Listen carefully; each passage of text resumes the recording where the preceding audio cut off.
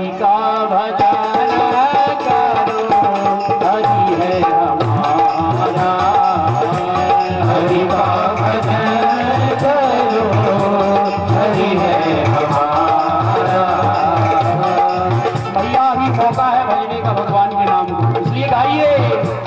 अभी भज लो, अभी भज लो, अभी भजने का मौका है। हरि भज लो, हरि भज लो, हरि भजने का मौका है। अभी भज लो, अभी भज लो, अभी भजने का मौका है। अभी भज लो, अभी भज लो, अभी भजने का मौका है। हरि का भजन करो, हरि है हमारा। हरि का भजन करो, हरि है हमारा। हरि का भजन करो, हरि है हमारा।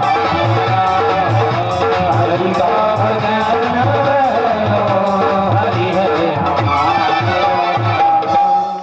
मोली माँ के बिहारी लाल की जय हो। संत श्री परीक्षित जी को कथा सुना रहे होंगे, वो कैसा दृश्य होगा।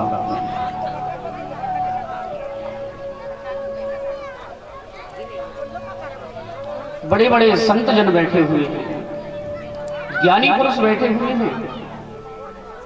इस कथा को बड़े ध्यान से सुनना। ऐसे ऐसे संत वहां बैठे हैं कथा श्रवण करने के लिए, जो 4 वेद 6 शास्त्र 18 पुराणों के ज्ञाता हैं। लेकिन फिर भी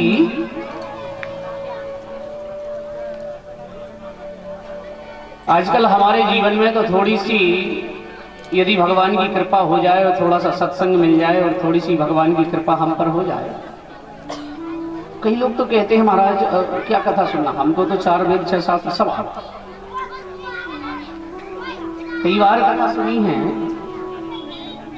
महाराज, क्या सुनना कथा, वही पंडित जी, वही सारी व्यवस्थाएं, कथा क्या सुनना। जो भगवान की कथा सुनकर के जिसके भाव ऐसे होते हैं, ध्यान देना, जिन हरि कथा सुनी नहीं काना, श्रवण रंध्र अहि भवन समाना। जिन्होंने भगवान की कथा इन कानों से नहीं सुनी है, वो कान कैसे हैं? श्रवण रंध्र, रंध्र यानी छिद्र, अहि यानी सर्प, सर्प के भवन के समान है, बिल्कुल समान है। भगवान की कथा पावन है, और भगवान की कथा कब मिलती है? भगवान की कथा ऐसे नहीं मिलती कि चलो बस कथा हो रही है चल करके बैठ गए।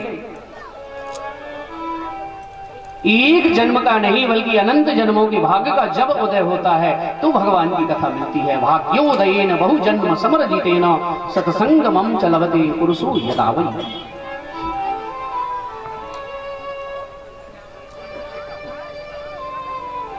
भगवान का सत्संग, भगवान की कथा कब मिलती है?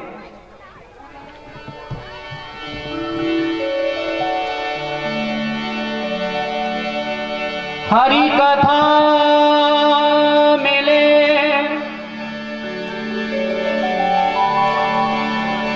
जब प्रभु की कृपा हो, सत्संग मिले जब हरि की दया हो, प्रभु की कृपा हो। सत्संग कब मिलता है? भगवान की कथा कब मिलती है? जब भगवान की कृपा होती है। भगवान जब अनुग्रह करते हैं ठाकुर जी, तब भगवान की कथा मिलती है, अन्यथा नहीं।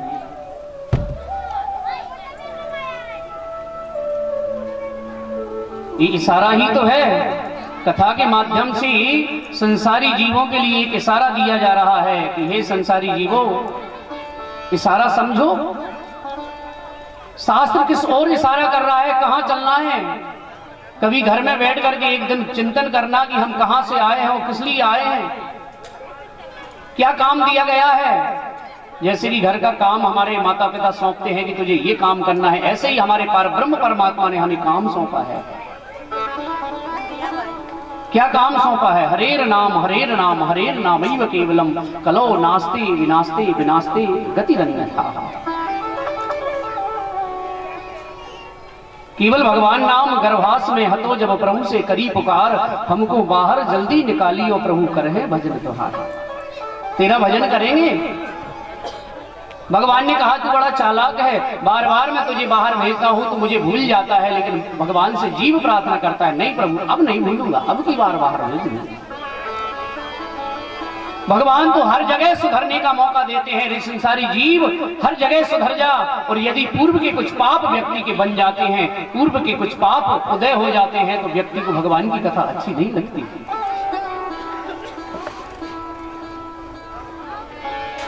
पूरब पाप ते कारण ते भगवंत कथा, न रुचे जिनको तब नारी बुलाय नचावत है, दिन चारण को दिन चारण को। कथा में बैठने के बाद और जब पूर्व के पाप उदय हुए तो कहते हैं भगवान की कथा जिनको अच्छी नहीं लगती वो जाएंगे, बोले यहाँ भी ढोल बजती है, तबला बजता है, मजीरा बजते हैं, तो उन्होंने भी एक अपने घर राग पैदा कर दिया। नारी को बुला करके नचाने लगे। जिसका भाव ऐसा होता है, नारी बुलाए नचावत हैं दिन चारण को, वहां भी भगवान सुधरने का मौका देते हैं। वहां भी ढोल बजता है, मजीरा बजते हैं, लेकिन हर कोई नहीं समझ पाता। ढोलक बजती है वहां भी, मृदंग कहे धिक है, ढोलक बजती है, ढोलक कहती है धिक्कार है, धिक्कार है, धिक्कार है, धिक्कार है। मंजीरा कहे किनको किनको, अरे धिक्कार तो है लेकिन किनको धिक्कार है? तब नारी हाथ उठाए कहे इनको इनको इनको इनको। अरे इनको धिक्कार है जो भगवान की कथा से विमुख होकर के और मुझे देखने चले आए। हर जगह भगवान सुधरने का मौका देते हैं, लेकिन व्यक्ति समझे तब ना, माने तब ना। शास्त्र में तो सब बात बताई जा रही है, लेकिन व्यक्ति मानता नहीं है। शास्त्र इशारा करता है, और इशारे भी दो तरह के होते हैं, ध्यान देना। एक इशारा ऐसा होता है व्यक्ति समझ जाता है, और एक इशारा ऐसा होता है व्यक्ति उसका उल्टा समझता है। एक बड़ी सुंदर कथा है, भैया ध्यान से सुनना। किसी गांव में एक संत जी चले जा रहे थे, और वो संत भगवान जब गांव से निकले तो एक बुढ़िया मैया कहने लगी, महाराज मेरे घर चलो, निमंत्रण है। अब महाराज जी दोपहर के 12 बजे पंडित जी महाराज बाबा जी ने सोचा चलो निमंत्रण है तो चलो बुढ़िया मैया के यहाँ आ गए। बुढ़िया मैया ने कई प्रकार के व्यंजन बनाए, सुंदर थाली में सजाए, और थाली में सजा के बुढ़िया मैया महाराज जी के पास और थाली परोस दी। ध्यान से श्रवण करना। और जब थाली परोसी सामने, कभी कभी क्या होता है हमारा मन दो कौड़ी की चीज पर ज्यादा लग जाता है। बाबा जी की थाली में सुंदर सुंदर पकवान है, थाली भरी हुई है, लेकिन बाबा जी का मन चला गया। मन कहाँ चला गया? बुढ़िया मैया ने सब कुछ परोसा, लेकिन बुढ़िया मैया ने पापड़ नहीं परोसे, पापड़ परोसना भूल गई। तो बुढ़िया मैया ने बढ़िया पापड़ निकाल के रखे कहाँ है? चूल्हे के पास। अब महाराज जी भोजन तो करें बाबा जी, लेकिन उनका मन बार बार पापड़ पे जाएगी। ये पापड़ नहीं परोसा मैया ने, और तो सब परोस दिया।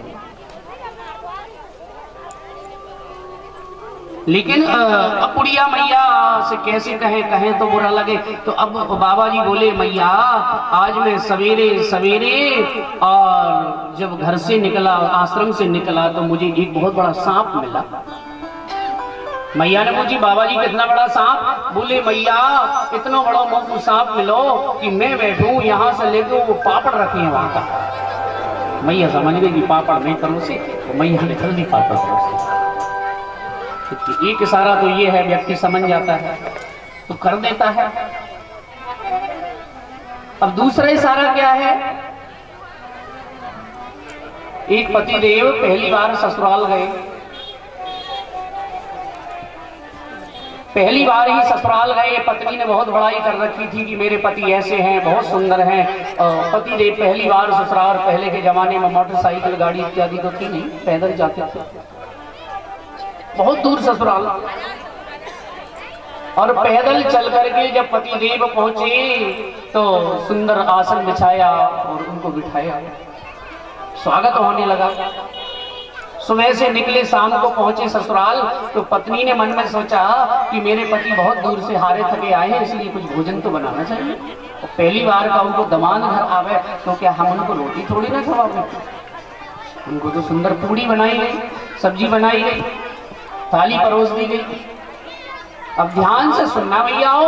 और जैसे ही पति देव भोजन करने लगे, उनकी पत्नी भोजन बना रही थी, पूड़ी निकाल निकाल के परोस रही थी, छोटी छोटी पूड़ी।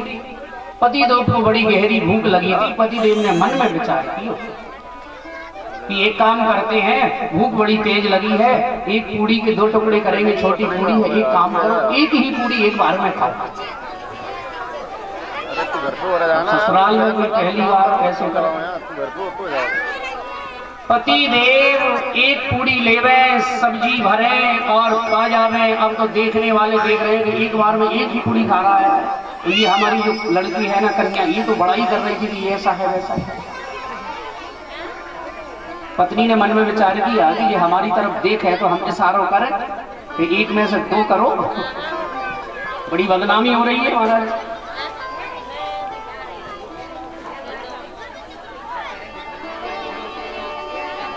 अंगुली द्वे उठाए गवार पनपति को देखे, एक एक पूड़ी के ग्रास द्वे करे जा। अंगुली द्वे उठाए देख,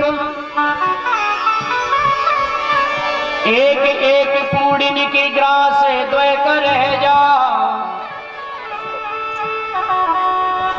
पति देव एक पूड़ी लेवे, सब्जी लगावे और पा जावे। पत्नी ने सोचा हमारी तरफ देखे तो इशारा करें, तो पत्नी की तरफ देखा पति ने तो इशारा किया, 2 अंगुली उठा के एक काम करो, एक में से 2 करो, बदनामी हो रही है। अंगुली 2 उठाए गवार पनपति को देख, एक एक पूड़ी के ग्रास 2 करे जा। लेकिन ध्यान देना, पति देव भोजन कर रहे थे, पति देव ने इशारा देखा और क्या समझ गए। पति देव भोजन कर रहे हैं, जैसे ही पत्नी ने 2 अंगुली उठाई, बोले एक पूड़ी के 2 करे जा। लेकिन वो कुछ उल्टा ही समझ गए।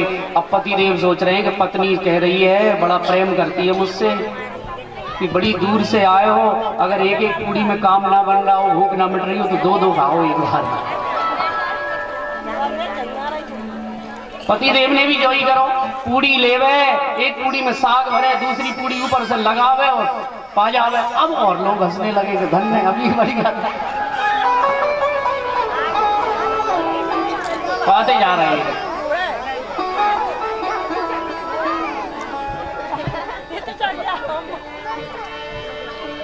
और जब 2-2 पाने लगे, पत्नी ने देखा, पत्नी गुस्से के मारे आग बबूला हो गई।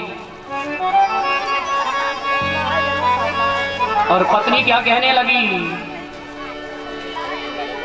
2-2 जब चावे लागो मूड जब एक साथ, माथ ठोक त्रिया कहे लाज सो डरे जा। अरे तुझे लाज नहीं है, कुछ बोल तो सकती नहीं है, क्योंकि माता पिता घर में है। पहले बहुत लोग आदर करते थे माता पिता का। पति पहली बार आए हैं, बोल नहीं सकती, लेकिन 2-2 जब चावे लागो मूड जब एक साथ, माथ ठोक त्रिया कहे लाज सो डरे जा। अब तो उसी समय माथो ठोको स्त्री ने, उसकी पत्नी ने, तो पति देव ने देख लियो कि माथा ठोक रही है।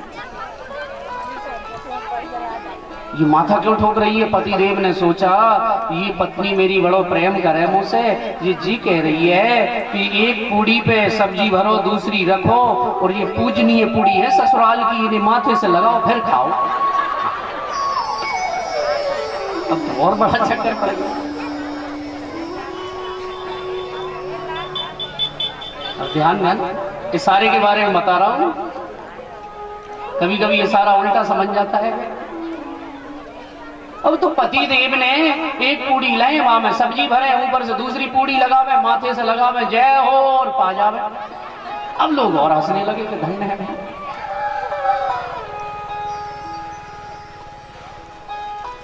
पत्नी खीसा गई और कहने लगी कि अब मैं क्या करूं, इसको इशारे से समझाती हूँ, ये मानता नहीं है, तो ध्यान देना। अब पत्नी मन ही मन गुस्से में चूल्हे से बतियाने लगी कि कहीं अब भी समझ जाए। अब बोली चूल्हे से, क्या बोली? बोल उठी चूल्हे। तो कितनी मैया है जो पहली रोटी गैया वाली खुद ही खा जाए। बड़ी समस्या, उठा नहीं पाए बेचारी। अच्छा, कथा सुनकर कितनी मैयाएं हैं जो सास ससुर की सेवा करें? हाथ उठाओ। तो मत रहियो, हाँ ठाकुर जी को सामने है। हाँ हाँ, नहीं सोचो कि महाराज जी थोड़ी हमारे घर देख रहे हैं। अच्छा चलो भैया, एक भी हाथ नहीं उठा। अच्छा, कितनी मैयाएं हैं जो सासू माँ को गाली दे? हाथ उठाओ। अब भी समस्या पहचान ही जाएगी।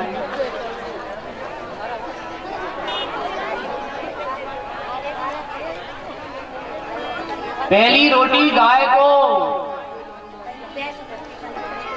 और बोले सबसे जो लास्ट में जो रोटी बनती है वो किसका भाग है? कुत्ते का। लेकिन आजकल मैयाएं पहली रोटी गाय को ना खिलावे, कहीं पति देव को जाना हो तो जल्दी बनाओ, तो भोजन बनाए और पहली रोटी पति देव को परोसी। किसका भाग है? गैया का। अब जिसका भाग खाओगे तो वैसे ही हो जाओगे पति देव बिल्कुल गैया जैसे सीधे सच्चे। वो जो लास्ट में रोटी बने ना, ध्यान देना, अगर कम पड़ जाए तो मैया दोबारा थोड़ी आटो लगाए, भर रोटी स्वयं पा जाए। किसका भाग है? हाँ, तो पति देव तो गाय जैसे सीधे सच्चे, और माता जी ने वो कुत्ते वाली रोटी खाई है, तो अब आप जानते ही। इसलिए तो बेचारे सुनना पड़ता है। भैया सुनना भी चाहिए, कहेगा घी को डब्बा तो माता जी के ही पास रहे। अगर काऊ ने पत्नी से झगड़ा कर लियो तो तुम्हारी सौगंध मिले ही ना चुपड़ी, कल ही खत्म है गए, भले ही डरो हुए बढ़ो। सबसे पहला यज्ञ है गौग्रास। रोज गाय को रोटी दो। गाय के शरीर में 33 कोटि देवी देवताओं का वास है।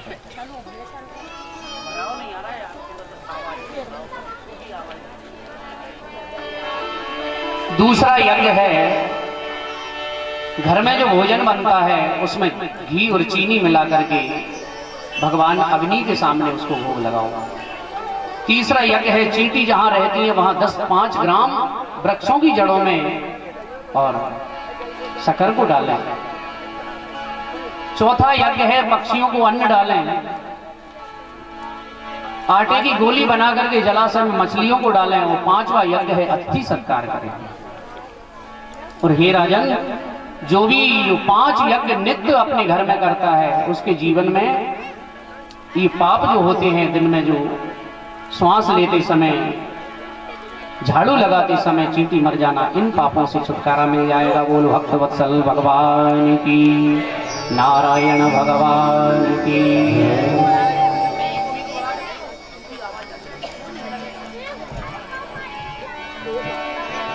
सक्रन मना कृष्ण पदारविंदयो। और हे राजन, सबसे बड़ा प्रायश्चित है भगवान का नाम। कैसे भी पाप हो, जाने में अनजाने में, यदि व्यक्ति भगवान का भजन करता है ठाकुर जी का, तो उसके पाप नष्ट हो जाते हैं। सुखदेव जी कहते हैं, हे राजा परीक्षित, यहाँ एक कथा मुझे याद आई। एक अजामिल नाम के ब्राह्मण हैं जिनका नाम है अजामिल। बड़े सुंदर, बड़े कर्मकांड में प्रवीण, लेकिन एक दिन पूजा पाठ करके लौट रहे थे तो उनका मन बिगड़ गया।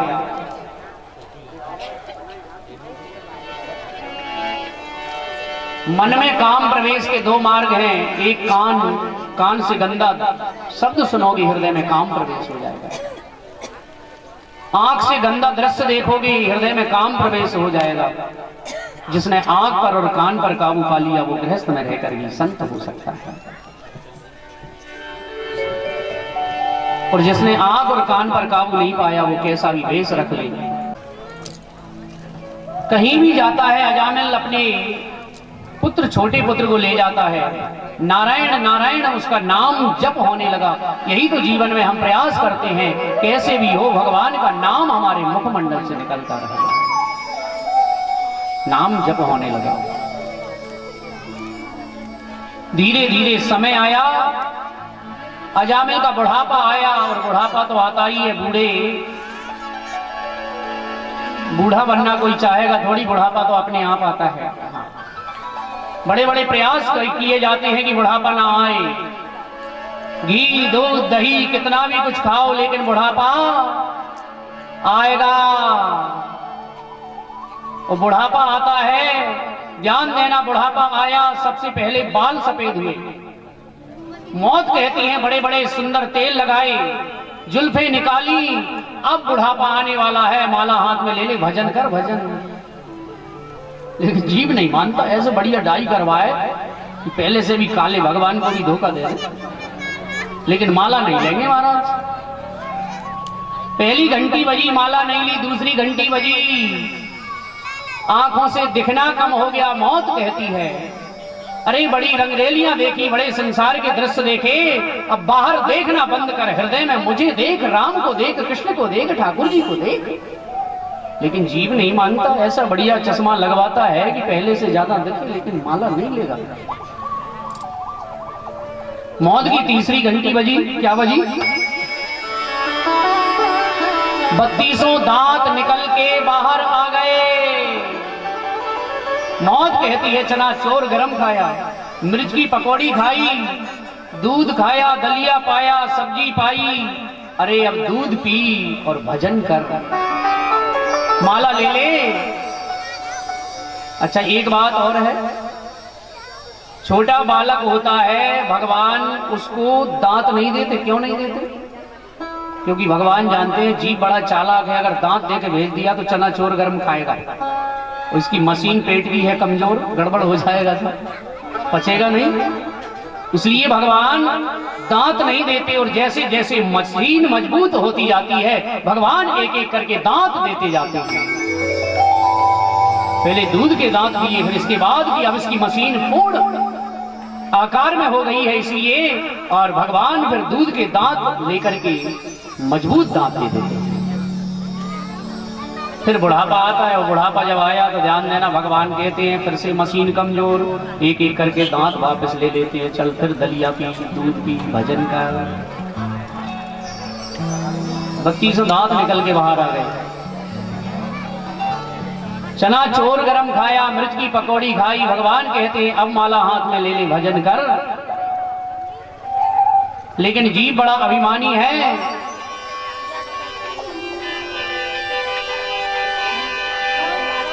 साथी है मित्र गंगे के, जल बिंदु पान तक, अर्धांगिनी बढ़ेगी तो भैया केवल मकान तक। घर के रिश्तेदार चलेंगे तो शमशान तक, बेटा भी हक निभाएगा तो अग्निदान तक। इसके बाद क्या काम आता है? इससे तो पहले भजन ही है साथी, भजन ही है साथी। और मैया ये बात केवल बेचारे इनके लिए नहीं है, आप लोगों के लिए भी है। बाल सफेद होना, आंखों से कम दिखना, दांत निकल जाना, बुढ़ापा तो सबका आएगा, चाहे स्त्री हो चाहे पुरुष हो। इसके बाद लोग धन कमाते हैं, ये संसार का पैसा क्या ऊपर काम आएगा? क्या सोना काम आएगा? चांदी काम आएगी? वहां क्या काम आएगा? इससे तो पहले भजन ही है साथी, भजन ही है साथी, भजन के बिना नर अकेला रहेगा। से तो पहले भजन ही है साथी, भजन ही है साथी। कभी गाइए, भजन के बिना नर अकेला रहेगा, भजन के बिना नर अकेला रहेगा।